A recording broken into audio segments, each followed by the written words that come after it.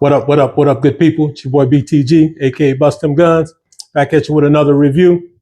If you're new to the channel, welcome. We appreciate you stopping by. If you enjoy the content, hopefully you'll come back. If you're a returning viewer, I appreciate that support. Appreciate you being along for the ride. Let's get the housekeeping out of the way. This video is for educational purposes only, and we are in a safe and controlled environment.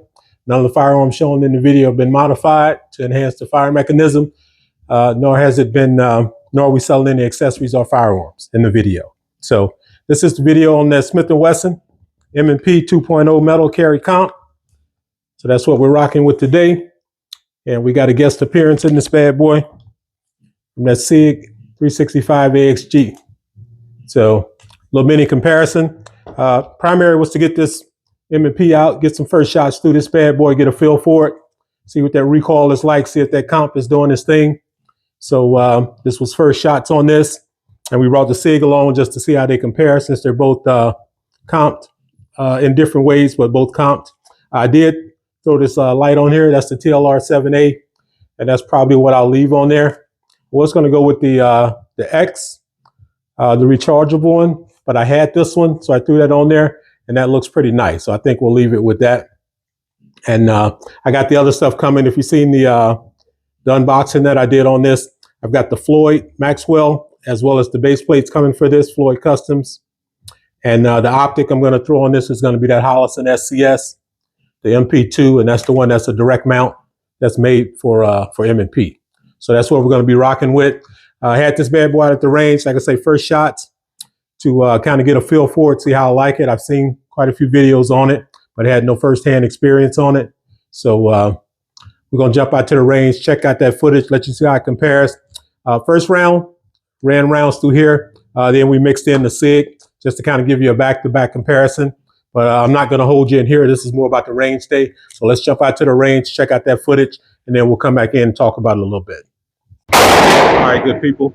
So we live out here with this Smith 2.0 metal. So we're gonna put some rounds through this bad boy. See how we like it. Let's see.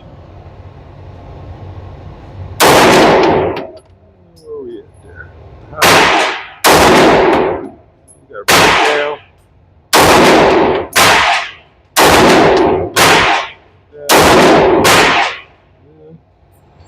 Good hold.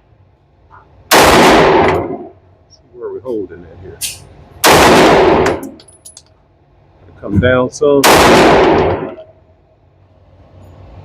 I'm hitting high.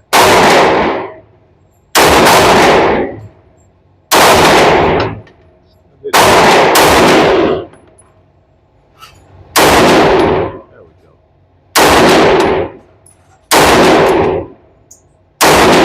There we go.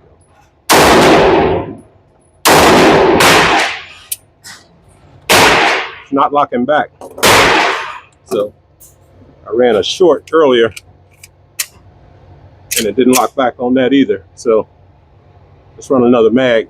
I think I got the hold down on it now with the irons. So let's see if we can't dial in. Matter of fact, let's try that bottom right sight.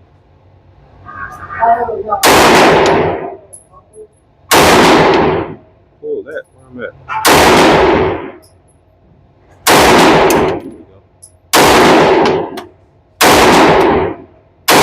There we go.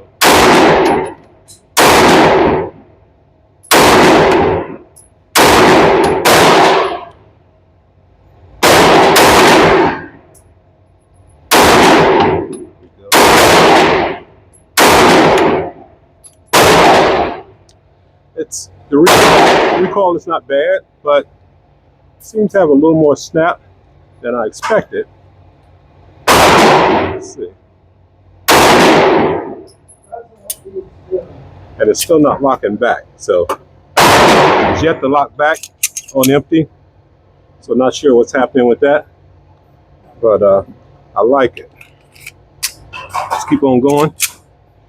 And I'm actually running these magazines out of my Smith & Wesson competitor. And these bad boys fit in there just fine. I'm assuming it's the same magazine, just different base plate. But yeah, they fit and run fine. So let's switch to the bottom left target.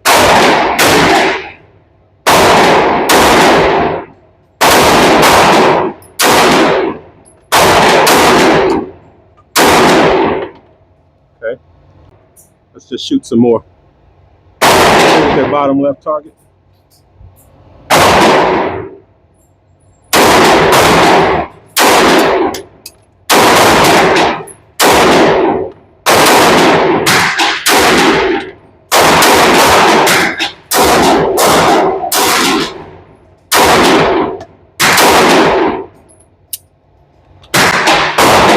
So it does not lock back on empty. It's yet to got the fourth mag through there, and it will not lock back. So let's do a little comparison. We ran that, and you've seen the recoil there. Let's run this AXG, the SIG, and you tell me what you think as far as the difference in recoil.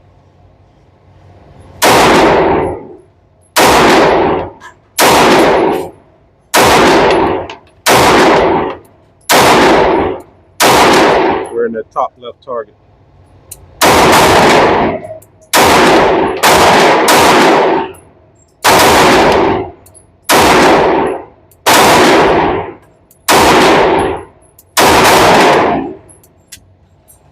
Hey, that didn't lock back either. To the field, shooting them back to back.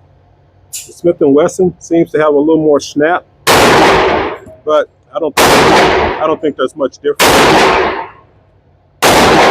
I'll try to do when I edit the video, I'll try to do a little side by side or one on top of the other.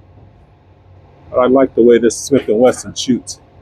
This SIG. Let's just shoot some more left target. That bottom left target.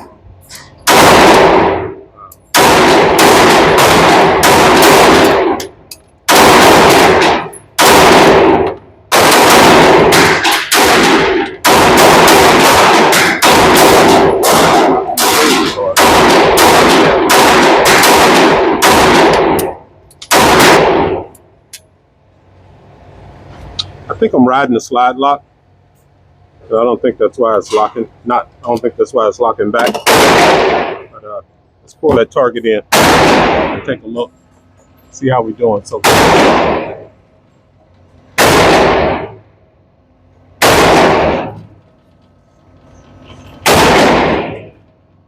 So let's go here. So looking at, we started out in the center there. The Smith & Wesson, just trying to get a feel for where to hold the iron sights. Once kind of got a feel for the hole, then we moved to that bottom right target, and that's a pretty decent tight group.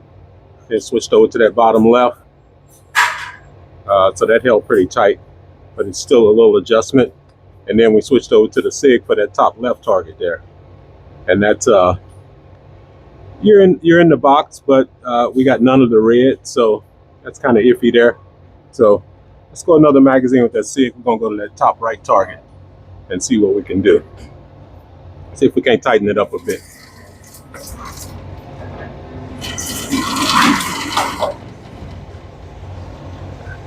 And we're shooting at that's about 10 yards. So let's grab us another mag and take our time and tighten this bad boy up. This is our carry, so we want to be pretty precision with this bad boy.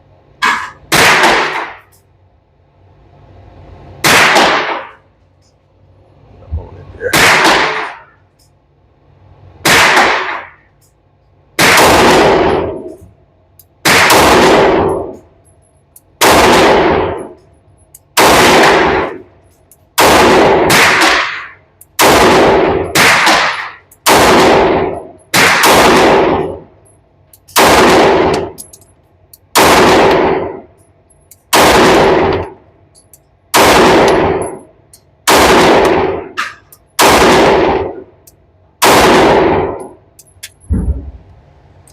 Didn't lock back, but I am riding that slide lock.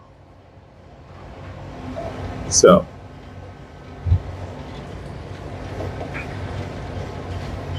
that is much better. It's a little tighter there. So that top right target, you got a little bit of red. So we're going to take a minute. We're going to reload. We'll switch that target out, and then we'll go another round, and then we'll wrap this bad boy up. Thank you. All right. So welcome back. So as you can see, the first thing is getting the hold down on this bad boy with these iron sights. This is, well, let's clear the weapon before we do too much here. Magazine's empty. Weapon is empty.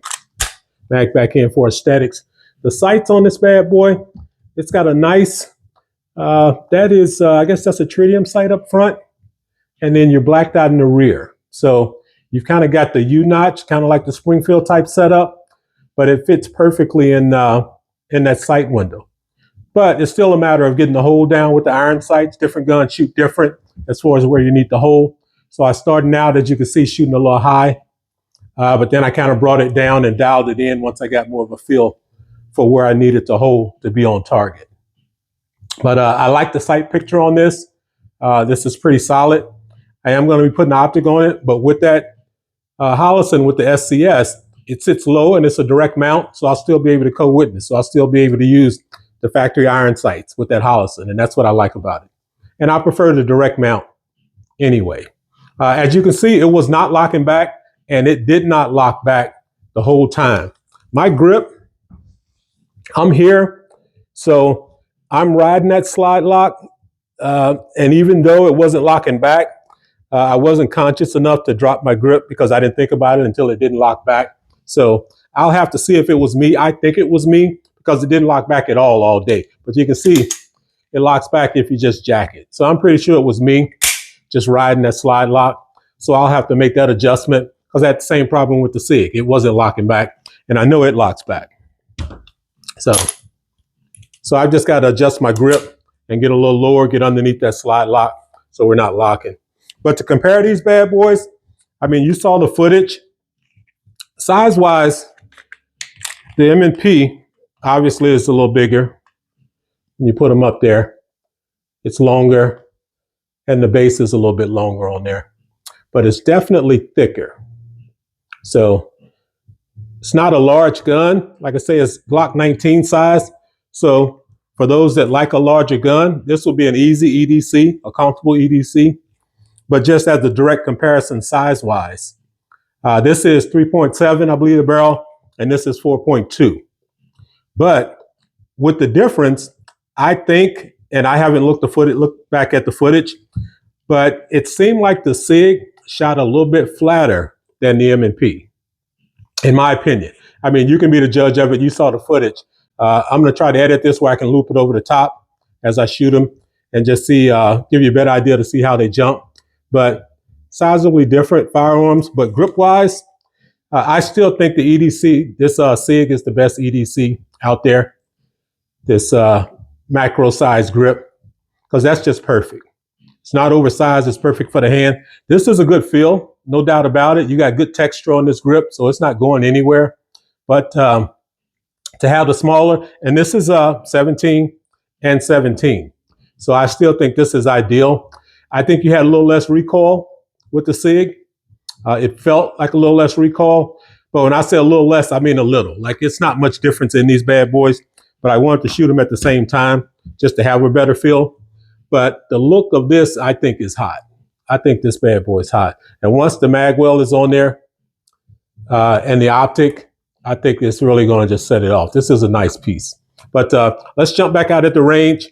I reloaded, and then I just shot them back to back. So, and that was the last round. So let's jump out there, check out that footage, watch them run back to back, give you another picture to see how they compare. And that was more so for me, just to shoot them more closer and get a better feel for them. So let's jump back out to the range. All right, so we're live again. We're gonna run this quick last round, reload it, and let's, we're gonna run them back to back. Get my target camera rolling. Stop that. Did not focus. Get that boy to focus. Still on the focus.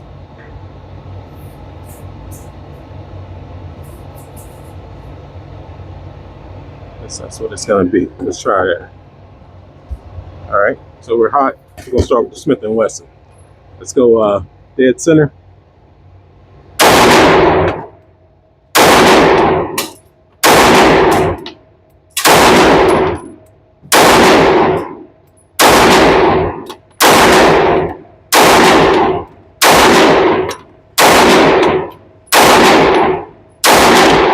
All right, let's switch that out. Go with the SIG. Let's go bottom left.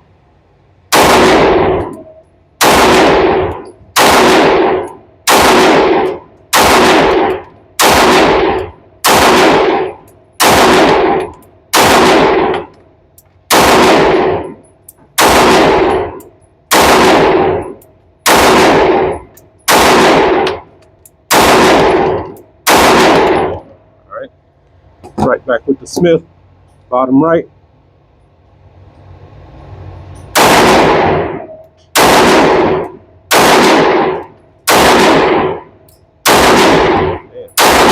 Slow down. That's it. Let's finish off with the SIG. Since this is our last, let's empty this mag, bottom right still. I think that's it. All right, we're gonna wrap it there. Let's bring it in, see where we at. Oh yeah, that's a nice finish. That's a nice finish. We're gonna wrap it right there. Put it back on the tabletop, and we'll kind of go over it in more detail. Holla. All right, so there you go. So you be the judge of it. Jump in the comments. Let me know which one you think shot a little flatter. Which one do you prefer? This is the new hotness, in my opinion, as far as, well, I think this is the hottest from Smith & Wesson. I can't think of anything. I've got the competitor metal, more of a full size, but styling is nothing close to this. This is hot. So I like this. I like my SIG. But this one, as soon as I saw it, I knew I wanted this bad boy. So this is a hot piece. But hopefully you enjoyed the footage. Let me know what you think in the comments. This is the Dynamic Dual.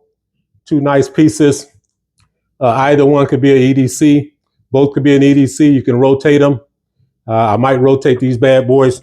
I got to get me a holster for it. So if you got any suggestions for holsters, let me know. Right now, I just got it in the soft Houston holster just to put it in something. And then the AXG, you know, I'm running in that Kydex hybrid holster, the leather back. So that bad boy there is nice. So there we go. So I'm not going to hold you all. Last thing, as you heard out there at the range, this is the magazine from my competitor.